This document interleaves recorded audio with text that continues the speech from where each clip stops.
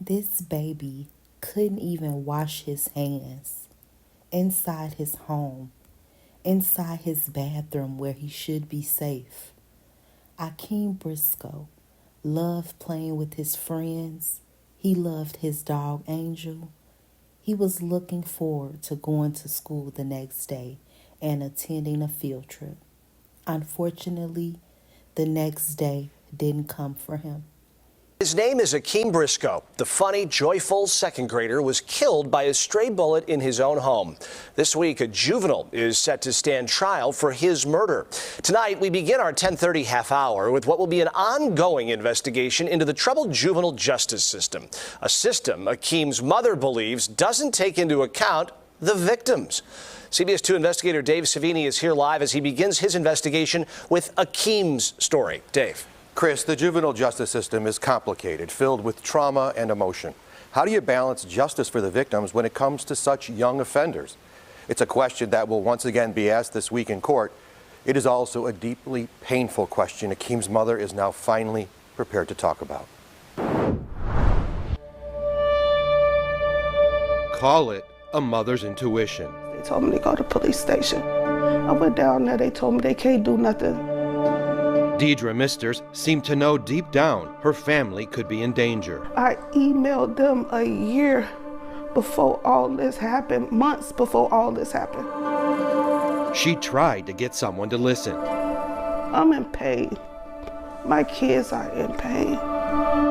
But her unanswered cries for help about her neighbors came at great cost. Her 7-year-old Akeem was looking forward to taking a class field trip in the morning. Talked about that trip. He was already in his pajamas. He did homework, took a shower. After dinner, she told him to wash his hands when suddenly chaos erupted outside. Everything just happened so fast. It was like pop, pop, pop, pop. Witnesses say a dozen bullets fired in an escalating fight. So I checked him. Oh, I'm like, okay, I don't think he got hit.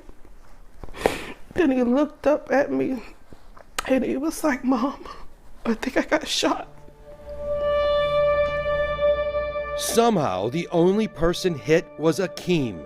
A single stray bullet found its way through the family's kitchen window into the bathroom, striking the second grader as he stood by the sink.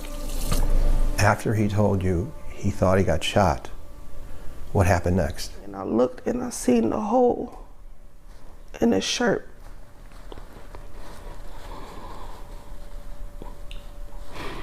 So he was shot in the stomach. He was shot in the stomach. Deidre, a nursing assistant, laid on the floor next to him, trying to stop the bleeding. So I just started to hold the pressure on the wound. I didn't realize it went straight through him. And he's still talking to you. He didn't lose conscience right away. He just kept trying to reassure me that he was okay. What was he saying to you? He was saying, I'm gonna be okay, Mommy. I'm okay, Mommy. Those would be the last words she would ever hear from him. He was shot and killed, washing his hands. And for Deidre and her surviving children, it would be their second funeral in 2 weeks. Her husband, their dad, Akbar Briscoe, had also just died after suffering a stroke. A week after I had to bury my husband, I had to start preparing for a funeral for my son. What was the date? October 27, 2022. Deidre returned to her old street last month to show us which window the bullet went through. Then something unexpected happened. I think about you all the time. I have a cross in the bathroom. It's remembered him. The woman now living in the home, Marcia Severin, saw Deidre and came out to comfort her. I have a candle in the back window. I always think, I just want you to know that, okay? Two strangers, both moms, meeting for the first time. Then Marcia invited Deidre inside and gave her space to grieve. She then walked to the bathroom and saw the sink. He was standing right here, and I was sitting right here next to him. You haven't been in this. I haven't been in this house since it happened. What are you thinking and feeling? It's like all my emotions of everything from me raising him up until the time that he passed, it all comes back, it flutters me. Marcia never met Akeem, but she knew what happened. To memorialize the little boy, she hung a cross in the bathroom, one her own little boy created. He loved everything. He loved everybody.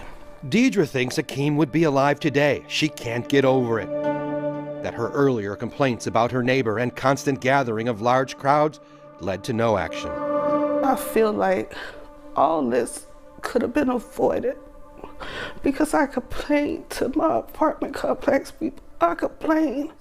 I emailed them and begged them to come and do pop-up visits on my back. I stopped parking my car in the back of my house. Because she feared for her safety, she stopped parking her car out back. Court records show the shooters were targeting Deidre's neighbor and shooting at him in her parking space. So if the person who they were firing at wouldn't have been in your spot, In my spot, you would have been there. I would have been there. And you don't think the bullet would have gone into your apartment? No. She believes that would have changed the trajectory of that one stray bullet. When we talk about a bullet's path, a few inches this way or a few inches that way and it hits brick. Yes. But in this case, it went through the window. It went straight through the window. That night, if my car had been parked in my parking spot, my son wouldn't have got hit. Chicago police and court records show an earlier fight here at a nearby liquor store led to the retaliatory shooting. They came from right here and started shooting this way. Akeem's death was another in a series of killings we hear about. Children being killed and teens doing the shooting. A 19-year-old, Joseph Serrano, and a 15-year-old are charged in the shooting death of Akeem. Both pled not guilty. The 15-year-old is being charged as a juvenile, which worries Deidre. From everything I gathered, this boy is gonna get 5 years. My son is sitting in a box. This boy get to be free in 5 years. If he gets convicted.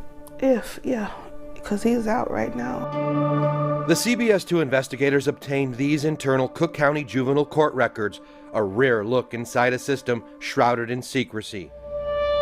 From 2011 to 2019, the most recent year tracked, we found a 65% decrease in arrests, dropping from 25,961 down to 8,952.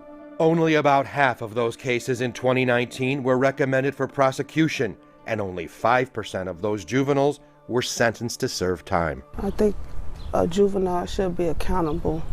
There should be more laws set in places for them instead of just sending them on their way and giving them a smack on their wrist because they're not learning nothing. She also thinks victims and their families become statistics lost in the system without real justice. I don't think that the justice system is set for people that lose people. I don't get to hug my son. What his life would have been like. My son can't give me grandkids. He can't date. I can't meet his first girlfriend. And then all I have is videos. Happy birthday to him! Oh,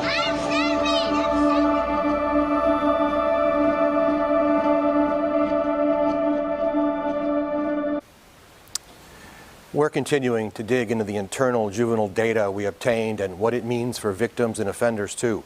The juvenile in Akeem's case is out free pending trial. He's also had 2 other charges for stolen cars. We asked the property management company Bickerdike Redevelopment Corporation about Deidre's prior safety complaints.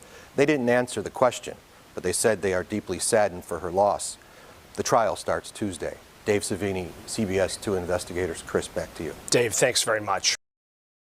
Stunning new developments today in the trial of the teen accused of murdering 7-year-old Akeem Briscoe. He's the 2nd grader killed by a stray bullet in his Humboldt Park home back in 2022. Now the teenager on trial for Akeem's killing just got in trouble again.